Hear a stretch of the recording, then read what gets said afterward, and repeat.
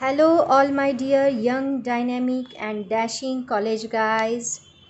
मैं हूँ Meenakshi and before to move towards the topic, first of all I would like to welcome all of you in my channel that is the Physics Mom Education.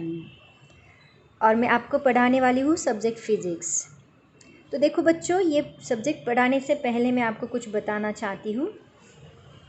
हमें सब don't worry, मैं आपको bore नहीं करने वाली ज़्यादा, क्योंकि आपने ऑलरेडी बहुत लेक्चर सुना है। क्योंकि अभी अभी आपका 10th पास आउट हुआ है, पास आउट नहीं हुआ, आधी अधूरी एग्ज़ाम आपने दी है। तो अभी 10th की एग्ज़ाम होने के बाद तुरंत 11th स्टार्ट करना थोड़ा मुश्किल होता है, क्योंकि और एक्साइटमेंट भी होती है 11th जाने की, क्योंकि आप कॉलेज में एंट्री करने वाले हो। तो सभी लोगों को बहुत ज़्यादा एक्साइटमेंट है, आई नो दैट, क्योंकि मैं भी इस दौर से गुजर चुकी हूँ।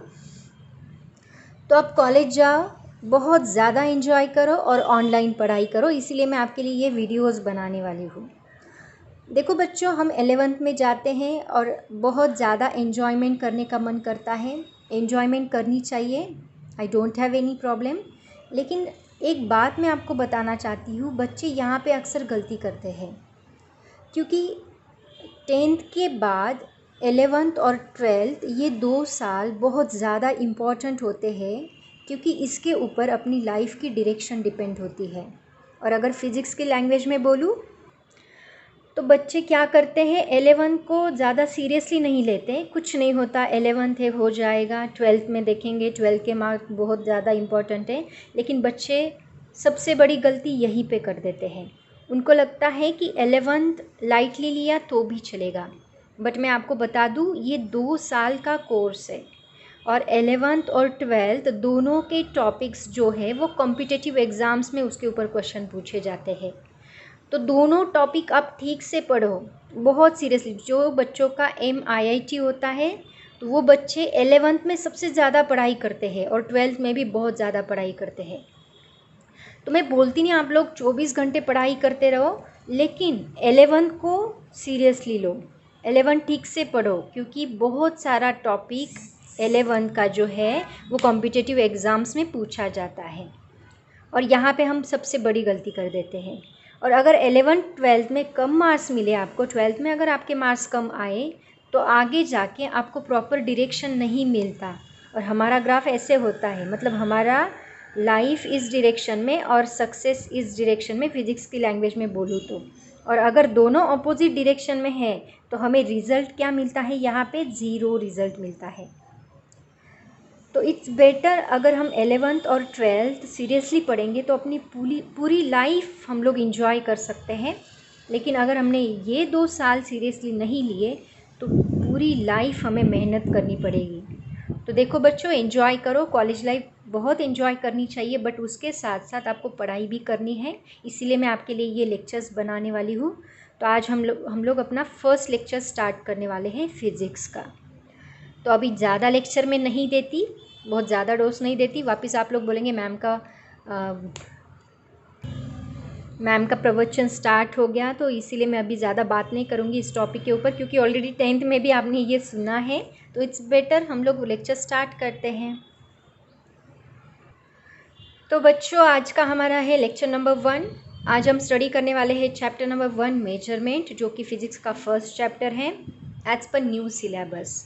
और आज का हमारा टॉपिक है प्रीफिक्सेस। अगर किसी ने बुक रीड किया होगा तो आप लोग बोलोगे कि मैम ये टॉपिक तो है ही नहीं, बट मैं आपको एक बात बता दूँ, ये टॉपिक मैं इसलिए पढ़ाती हूँ सबसे पहले, क्योंकि पूरा फिज़िक्स नहीं, ओनली नॉट फिज़िक्स, पूरी लाइफ हम लोग प्रीफिक्सेस को यूज़ करते हैं, बट हमें पता नहीं होता। ये बहुत ज़्यादा इम्पॉर्टेंट है, क्योंकि आगे जाके हर एक न्यूमेरिकल में, केमिस्ट्री में, फिज़िक्स में, जहाँ जहाँ आप न्यूमेरिकल सॉल्व करोगे तो वहाँ प्रीफिक्सेस आएंगे। और बहुत सारे बच्चों को यही नहीं आता, प्रीफिक्सेस का कन्वर्जन नहीं आता, उसकी वजह से वो न्यूमेरिकल का कैलकुलेशन नहीं कर पाते। तो बहुत बड़ी दिक्कत होती है। और उसको याद कैसे करना है वो तो मैं आपको ट्रिक से बताऊंगी, आप इजीली उसको याद कर सकोगे। ये मीनाक्षी मेड्स ट्रिक बनाई है, मैंने खुद बनाई है, तो आपको इजीली याद होगा, इजीली लर्न हो जाएगा। कैसे करना है वो मैं आपको बताती हूँ। तो सबसे पहले मैं आपको एक बात बता दूँ, ये जो मेजरमेंट चैप्टर है ये पूरे फिज़िक्स का नहीं, केमिस्ट्री का भी बेस है। मतलब पूरा सिलेबस इसके ऊपर बेस है। सिर्फ अपने टॉपिक्स ही नहीं, अपनी डेली लाइफ के भी बहुत सारे टॉपिक्स इसके ऊपर बेस्ड है।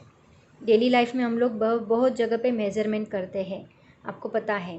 तो पूरी लाइफ के भी बहुत सारे टॉपिक्स बेस्ड है और अपने सिलेबस के भी बहुत सारे टॉपिक्स इसके ऊपर बेस्ड हैं। तो आप मेजरमेंट हम लोग डिटेल में स्टडी करने वाले हैं। तो देखो बच्चों, अपनी डेली लाइफ में हम लोग क्या क्या मेजर करते हैं बोलो। सबसे पहले बचपन में हमने क्या मेजर करना सीखा था, टीचर ने हमें पढ़ाया था कि बेटा स्केल पे यहाँ पे एक पॉइंट लो, 1 सेंटीमीटर पे यहाँ पे दूसरा पॉइंट लो, ये दोनों पॉइंट्स को कनेक्ट कर दो, ये दोनों पॉइंट्स को कनेक्ट कर दो, तो ये हो गया एक, क्या बोलते हैं इसको, एक लाइन हो गई। और ये लाइन की लेंथ हम लोग मेजर करते थे 1 सेंटीमीटर, ऐसे कुछ तो भी लिखते थे, राइट। तो सबसे पहले बचपन में हमने क्या सीखा था, लेंथ को कैसे मेजर करते हैं वो सीखा था। मतलब बचपन में हम लोग क्या क्या मेजर करते थे, लेंथ मेजर करते थे। मतलब अपनी डेली लाइफ में आज भी हम लोग लेंथ मेजर करते हैं, मास मेजर करते हैं, टाइम मेजर करते हैं। ऐसी बहुत सारी चीज़ें हम लोग अपनी डेली लाइफ में मेजर करते हैं। मतलब सबसे पहले अगर हमने सीखा था लेंथ को मेजर करना, तो ये लेंथ के ऊपर मैं ऐसे ही यूट्यूब पे लेंथ से रिलेटेड कुछ टॉपिक सर्च कर रही थी, तो मैंने ऑब्ज़र्व किया वहाँ पे लेंथ की हिस्ट्री को। तो एक बहुत ही अच्छी हिस्ट्री मेरे सामने आई, जो मैं आपके साथ शेयर करना चाहती हूँ कि लेंथ का इन्वेंशन कैसे हुआ। मतलब लेंथ हम लोग मीटर में मेजर करते हैं, फुट में मेजर करते हैं, तो लेंथ के जो ये यूनिट्स है मीटर, फुट, ये कहाँ से आए, एग्जैक्टली वो आए कहाँ से। तो इसकी एक स्टोरी मुझे बहुत ही अच्छी हाथ लगी यूट्यूब पे, तो मैं वो स्टोरी आपके साथ शेयर करना चाहती हूँ। तो चलो सबसे पहले हम लोग वो स्टोरी देखेंगे, उसके बाद मैं आगे का टॉपिक आपको पढ़ाऊँगी। In this section, we'll go through the story of measurement of length, mass, and time. This will help you get a perspective on how things evolve and may aid you in thinking about how to solve problems. So let's start with length. Now, before the scales were invented, people used to use the width of their hands or length of their arms to measure the length of something, right? So, for example, the width of this table can be said to be 5 hands. Essentially, what we are doing is that we are comparing two lengths, isn't it? We are saying how many times is one length in terms of another known length. So, measurement of any kind is basically a comparison against a known standard. And here we are using the width of our hand as a standard. But the issue is that everyone's hand has a different width. So as long as we need a crude estimate of length, it was okay. But when more accurate measurements were required, especially in cases like construction of buildings or scientific experiments, this kind of crudeness could not be acceptable. So how could one use a standard measurement? Let's see if you can think about how would you go about solving this problem. So here is a question for you.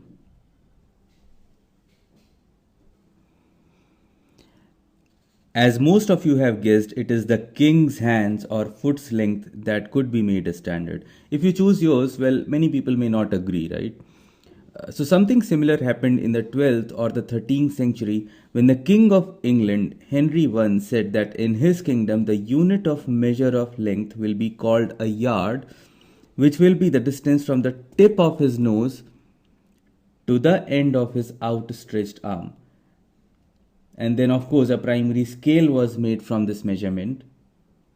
And from this primary scale, secondary scales were manufactured and distributed to everyone for use. So now everyone had access to one standard way to measure length. The King of France too did something similar. In France, the length of the royal foot was made a standard for measuring length, and this is said to be the original definition of the foot that we use today, although it underwent some changes over the years. And since modern scientific and mathematical thought mostly evolved in England and France during 16th and 17th century, the standards that we use today in the world had their origins in one of these two countries. You may also appreciate the fact that with lack of modern communication during those times, standards for measurement in countries were usually developed in isolation. That's why we see so many different systems of measurement, like the SI system or the MKS system or the British engineering system. So, with many different types of units doing the round, it becomes important that we are able to convert the units from one system of measurement to another. For example, think about a situation where somebody from England goes to France and meets a local carpenter there because he wants a table made for himself. So he tells the carpenter, I'd like you to make me a table which is 2.5 yards by 1 yard. So what he means is that the length of the table is 2.5 yards and the width is 1 yard. But yard is a unit of length used in England. So our French carpenter doesn't understand what this guy is talking about. So he tells him his problem and asks if he could convert yard into foot because that's what he can measure. So the Englishman took a yard and a foot scale and figured how much was a yard to a foot. And it turned out to be that there are about approximately 3 feet in a yard. So he told the carpenter that he wanted a table which was 7.5 feet by 3 feet, which the carpenter understood and went on to make the table. The point is, with different types of systems of measurement doing the round in the world, it is important to keep in mind how to convert from one type of unit to another. The SI system of units is the modern form of the metric system. In this system, the standard for length or unit measure for length is defined as a meter, which is the length of this platinum iridium rod kept in the International Bureau of Weights and Measures near Paris. As more precision was required, the modern definition of meter has slightly changed and is now defined in terms of the wavelength of krypton 86 emissions. But we don't have to get into that. The idea of measurement using comparison from some standard should be clear to you.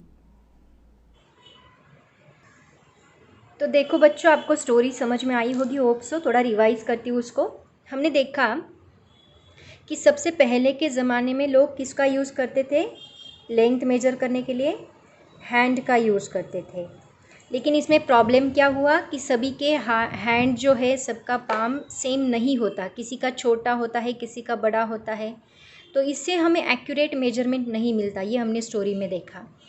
तो ये problem create हो रही थी, इसीलिए एक country के राजा ने क्या किया, उसके फुट का मेजरमेंट लेके एक स्केल बना दी, फुट का मेजरमेंट लेके एक स्केल बना दी और पूरी कंट्री में बांट दी। उसी तरह दूसरे कंट्री के राजा ने क्या किया, अपने नाक से लेके हाथ तक एक स्केल बना दी, जिसको उसने नाम दे दिया इंच, और पूरी कंट्री में बांट दी। तो ऐसे 2 यूनिट्स मिले, फुट और ये 2 स्केल्स, कोई नाम नहीं दिया था, बस वो स्केल बना के पूरी कंट्री में बांट दी थी। मतलब पहले के ज़माने में उसको फुट कहा करते थे, इंच कहा करते थे। और लेकिन उससे भी क्या प्रॉब्लम होती थी, अगर एक कंट्री का इंसान दूसरी कंट्री में जाता है तो अगर मेजरमेंट बताता है तो वहाँ की कंट्री के इंसान को वो समझ में नहीं आता कि वो एग्जैक्टली क्या मेजरमेंट मुझे बता रहा है, क्योंकि उसको वो यूनिट पता ही नहीं है। तो ये प्रॉब्लम क्रिएट होने लगी, इसीलिए उन्होंने क्या किया, एक नेशनल ब्यूरो में ये सभी नेशनल लेवल पे ये टॉपिक क्लियर किया और वहाँ पे उन्होंने डिसाइड किया कि पूरे यूनिवर्स में एक फ़िज़िकल क्वांटिटी के लिए एक ही यूनिट यूज़ होना चाहिए। मतलब अगर लेंथ है तो लेंथ के लिए एक ही यूनिट यूज़ होना चाहिए। और फिर उन्होंने वो यूनिट बनाया जिसको हम लोग यूज़ करते हैं एज अ मीटर से। मतलब लेंथ हम लोग किस में मेजर करते हैं? मीटर। तो आज भी अगर हम नेशनल ब्यूरो में गए तो आपको फुट की जो स्केल है वो आपको मिलेगी, वो इंच की स्केल है वो भी आपको मिलेगी। अगर हम नेशनल ब्यूरो में गए तो आज भी वो स्टैंडर्ड यूनिट्स रखे हैं। तो बात करते हैं मीटर की। तो आज के ज़माने में हम लोग क्या यूज़ करते हैं? मीटर यूज़ करते हैं। लेकिन बात यहीं पे नहीं रुकी। आगे जाके अगर बहुत छोटा मेजरमेंट मुझे लेना है, फॉर एग्ज़ाम्पल मुझे इतना सा मेजरमेंट लेना है, तो इतने से मेजरमेंट के लिए मैं मीटर यूनिट यूज़ नहीं कर सकती। तो इतने से मेजरमेंट के लिए हम क्या यूज़ करते हैं? सेंटीमीटर यूज़ करते हैं। मतलब मीटर के पहले हम कुछ तो भी लगाते हैं, दैट इज़ द सेंटी।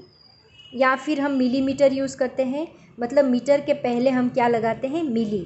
या फिर मुझे बहुत बड़ा डिस्टेंस मेजर करना है तो हम क्या यूज़ करते हैं, किलोमीटर यूज़ करते हैं। मतलब मीटर से पहले हम क्या लगाते हैं, किलो। तो जो छोटे छोटे यूनिट्स हैं उनके लिए हम लोग सेंटी, मिली ऐसे प्रीफिक्सेस यूज़ करते हैं। इनको हम क्या बोलते हैं, मिली को, सेंटी को, किलो को। देखो ये मीटर ये यूनिट है, लेकिन इसके पहले जो लगाए वो प्रीफिक्स है, जिनके बारे में आज हम लोग स्टडी करने वाले हैं।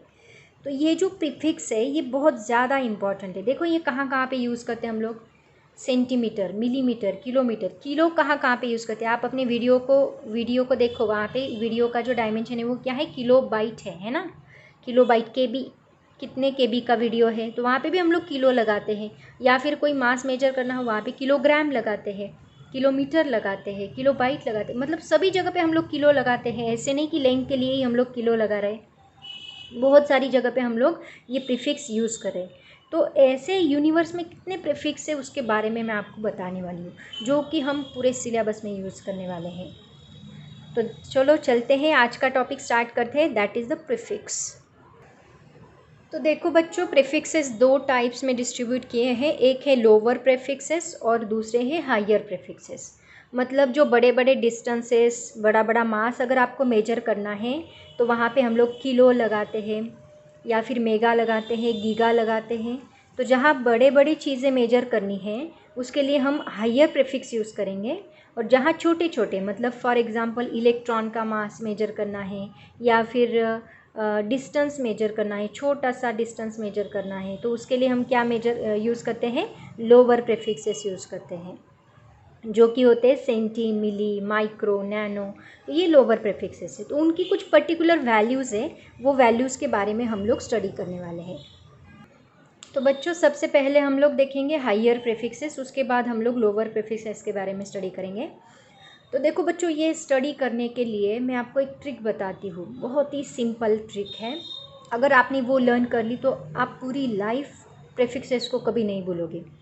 मैं आपको एक सेंटेंस बताऊंगी, वो सेंटेंस से आपको इजीली क्लियर हो जाएगा कैसे लर्न करना है उसको।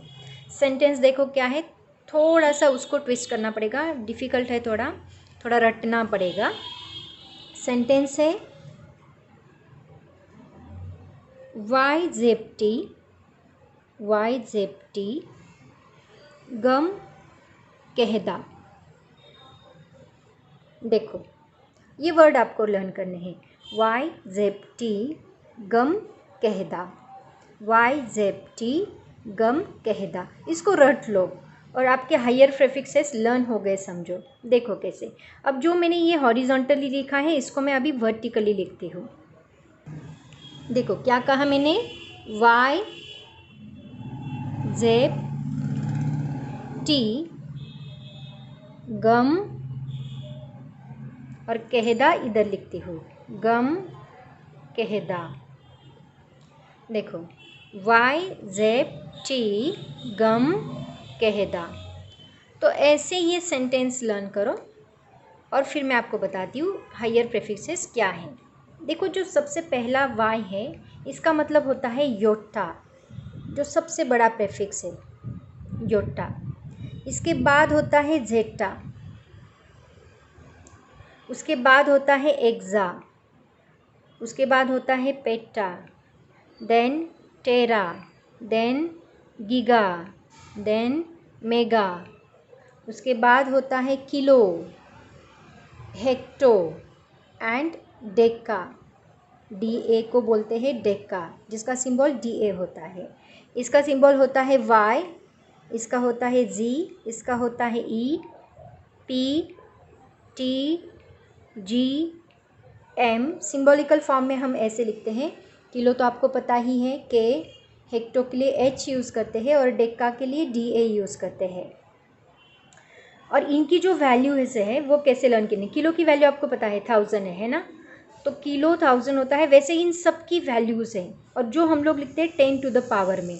10 टू द पावर का मीनिंग क्या होता है, अगर 10 टू द पावर 2 है, इसका मतलब क्या, 1 के ऊपर कितने ज़ीरोज़ होते हैं, 2 ज़ीरोज़ होते हैं। अगर 10 टू द पावर 3 है, इसका मतलब 1 के ऊपर 3 ज़ीरोज़, ऐसा उसका मीनिंग है। इतने ज़ीरोज़ लिखना पॉसिबल नहीं है तो हम क्या कर देते हैं, उसकी पावर लिख देते हैं। तो ये 3 क्या इंडिकेट कर रहा है कि इसके ऊपर कितने ज़ीरोज़ है। अगर 10⁵ है, इसका मतलब 10 के ऊपर 5 ज़ीरोज़ नहीं, 1 के ऊपर 1 2 3 4 और 5 इतने ज़ीरोज़, ऐसा उसका मीनिंग है। तो ये सभी को हम लोग 10⁻ में लिखने वाले हैं। तो देखो कैसे स्टार्ट करना है। स्टार्ट हम लोग यहाँ से करेंगे, नीचे से। डेक्का की जो वैल्यू होती है, सभी को हम 10 लगा देते हैं। यहाँ पे भी 10 लगा दो, 10। तो सभी जगह पे मैंने 10 लिख लिए। अब यहाँ से स्टार्ट करेंगे। तो इसमें सबसे पहली पावर होती है 1, उसके बाद होती है 2, उसके बाद होती है 3। अब आगे पूरा 3 का टेबल बोलो। 3 3 2 ज़ा 6, 3 3 ज़ा 9, देन 12, देन 15, 18, 21 एंड 24। देखो डेक्का की जो वैल्यू होती है वो होती है 10 प्रेफिक्स, हेक्टो की होती है 100, किलो की होती है 1000, मेगा की होती है 10⁻6 मतलब 1 के ऊपर 6 ज़ीरोज़, इसकी होती है 10⁻9 मतलब 1 के ऊपर 9 ज़ीरोज़, इसकी हाइयर 12, 15, 18, 21, 24। ऐसे पूरा 3 के बाद पूरा 3 का टेबल बोलना है आपको। ये हो गई हाइयर प्रेफिक्सेस। तो आगे जाके अगर आपको कोई बोलता है हाउ मच MB, तो आप क्या बोलोगे? 1 MB इज इक्वल टू कितना? मेगा। मेगा की वैल्यू देखो क्या है? 10⁻6 मतलब आप बोलोगे 10⁻6 बाइट। MB का मतलब होता है मेगा बाइट। तो आप क्या बोलोगे? मेगा की जगह पे क्या लिखोगे? 10⁻6 बाइट। ऐसे उसका मीनिंग होता है। जैसे कि हम बोलते हैं 1 किलोग्राम, मतलब कितना? किलो की जगह पे डाल दो उसकी वैल्यू। किलो की वैल्यू कितनी होती है? 10⁻3 ग्राम। ऐसे उसका मीनिंग। जैसे कि आप लोग बोलते हैं कितने GB का वीडियो है ना, कितने GB का कार्ड है, ऐसे बोलते हैं हम लोग। तो 1 GB, तो GB की वैल्यू क्या होती है? 10⁻9। तो यहाँ पे डाल दो 10⁻9 बाइट। ऐसा उसका मीनिंग होता है। तो इनको हम बोलते हैं हायर प्रेफिक्सेस, जो कि अपनी डेली लाइफ में हम लोग हमेशा यूज़ करते हैं, बट हमें उनकी वैल्यूज़ पता नहीं होती, जो हमें बहुत ज़्यादा इम्पॉर्टेंट है, पता होनी ही चाहिए। तो आगे जाके आप लोग इसको हमेशा याद रखोगे, पूरी लाइफ याद रखोगे। These are the higher prefixes. और इसका बड़ा ट्रिक क्या है? वाई जेप्टी, दिस इज़ वाई जेप्टी गम कहदा। ये सेंटेंस याद कर लो, पूरे प्रेफिक्सेस याद हो जाएंगे। चलो इसको नोट डाउन कर लो या फिर स्क्रीनशॉट निकाल लो। तो अभी देखते हैं लोअर प्रेफिक्सेस। लोअर प्रेफिक्सेस के लिए भी मैं आपको एक स्टोरी बताती हूँ। बहुत ही छोटे बच्चों की स्टोरी है, बट आपको अच्छी लगेगी और ट्रिक भी अच्छी है। देखो 3 फ्रेंड्स थे, तीनों का नाम मैं आपको बता देती हूँ। एक का नाम था डेसी, एक का नाम था सेंटी और एक का नाम था मिली। 3 फ्रेंड्स थे, डेसी, सेंटी, मिली। तीनों बहुत ही छोटे छोटे थे। छोटे छोटे मतलब हम क्या बोलते हैं? बहुत छोटे, मतलब माइक्रो। तो ये तीनों भी छोटे छोटे थे, इसलिए इनको हम क्या बोलेंगे? माइक्रो फ्रेंड्स बोलेंगे। अगर ये छोटे थे तो उनकी कार भी छोटी ही होगी। तो उनकी कार का नाम क्या है? छोटी कार कौन सी होती है? सबसे छोटी कार होती है नैनो। देखो 3 फ्रेंड्स थे, डेसी, सेंटी, मिली। तीनों भी बहुत छोटे थे, मतलब माइक्रो थे। तो माइक्रो फ्रेंड्स की माइक्रो कार नैनो, सबसे छोटी कार। एक बार वो अपनी छोटी सी कार लेके कहाँ गए? पिकनिक को गए। कहाँ गए? पिकनिक को। तो पिकनिक का हम पिक लेंगे और उसको ओ लगा देंगे, ओके, क्योंकि यहाँ पे ओ आ गया। देखो तो ये पिकनिक को गए, मतलब ये सभी तीनों फ्रेंड्स अपनी छोटी कार को लेके पिकनिक को गए। उसके बाद उनका एक दोस्त था जिसका नाम था फेंटो। क्या नाम था उसका? फेंटो।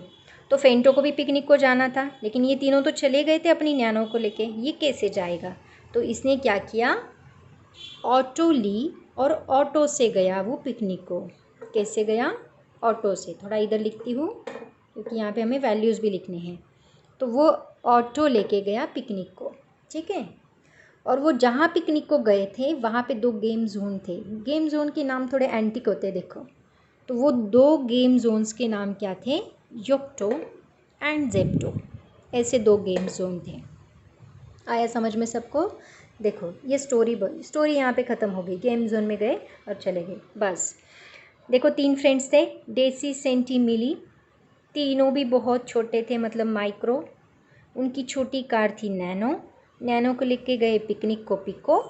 उनका छोटा फ्रेंड था फेंटो, उसको भी जाना था लेकिन उसके पास कुछ नहीं था, तो वो ऑटो से गया और वहाँ पे जाने के बाद वो 2 गेम जोन्स में बहुत मस्ती की उन्होंने। उनका नाम था योक्टो और जेप्टो। तो ये है लोअर प्रेफिक्सेस। अब देखो इनकी वैल्यूज़, पहले इनके सिंबल्स देखते हैं। इसका सिंबल है डी, स्मॉल डी। इसका सिंबल है सी।